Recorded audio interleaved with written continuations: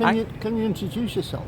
My name is Patrick Etennes. I am from Barbados. I'm 37 years old, and I have frontal lobe atrophy. I'm one of the youngest people in the UK diagnosed with my condition. And I'm also a member of the LGBT community. What was your experience of receiving your diagnosis?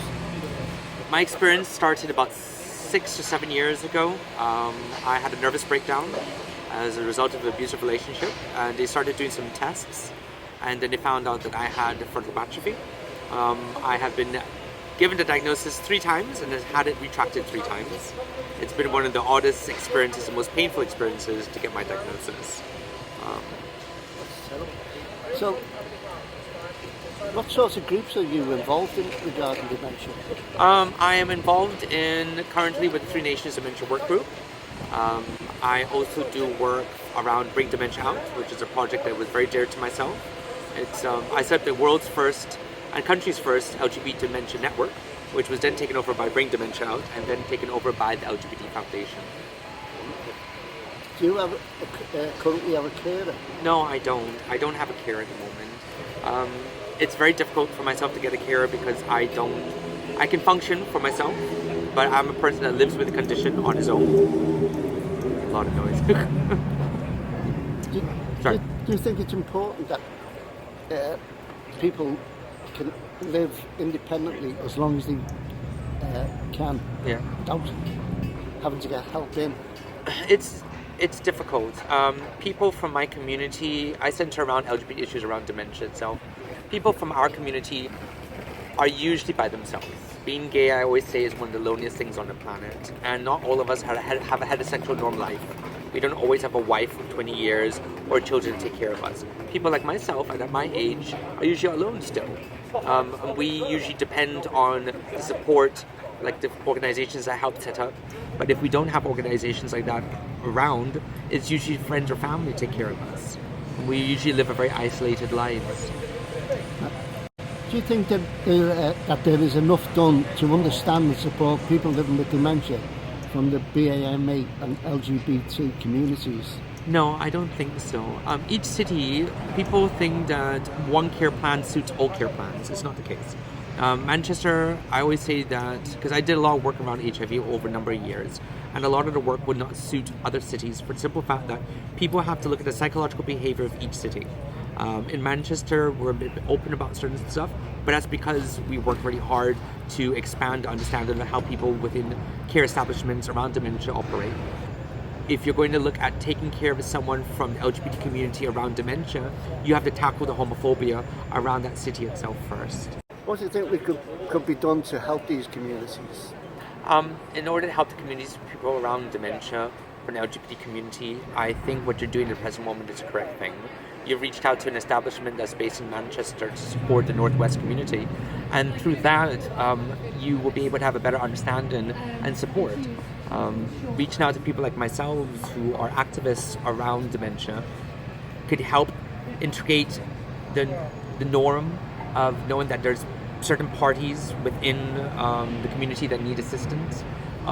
Me speaking to you today is the best example of educating other people, because as much education goes in one area, the same education needs to be implemented in different boroughs and different states, different part of the country, because not all information is still shared. So it's sharing of information and making it more of a norm. Okay, so how do I feel about being interviewed by someone with dementia? I think it's wonderful, because people have this interpretation that someone with dementia can't function, and that if you have the diagnosis or you have a condition, that's it. You can't do anything. A lot of the doctors who look at me as someone with the condition don't want to believe that I have the condition because I still function, I still dress well, and it's not like because you have the dementia that automatically means you're finished, and that's the Three Nations Dementia Work Group, for instance, is a prime example of people who have a condition who are still going out there trying to help educate other people, because I always believe that if you're left alone with a condition, you will go quiet, and this gives you a purpose, it gives you a skill set for yourself, it just makes you feel wanted and part of society again.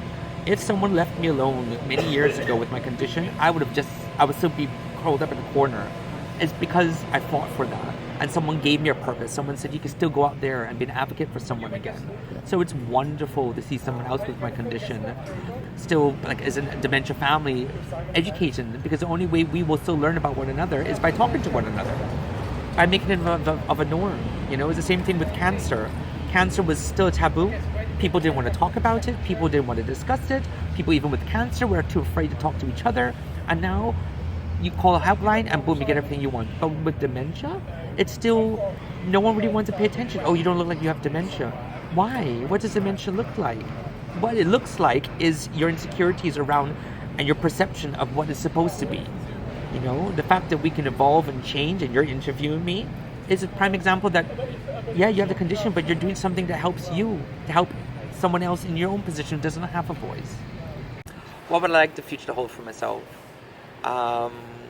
My future, I still don't know. I have no idea how my future is going to hold. It's a bit frightening for me. I still live by myself. My family are not nearby. A lot of my support networks, because of COVID, I've lost a lot of my support workers because they've been put on furlough. I try not to think about it because I'll get upset, but I hope that my job and the work that I'm doing at the moment gives me a purpose still every day to help somebody else, to make sure that they're not by themselves. That's, I'd like the future to hold, that I keep doing what I'm doing at the moment. And finally, last few words for any people with dementia. What would you say to any people? Don't give up. Don't. It's a sad thing. I watch it with my father, I watch it with myself, and don't give up. It is painful to know that you are losing a part of yourself you work so hard to be. You know, you're losing your individuality, but don't lose yourself. Reach out, try to do something, and know that you're not by yourself.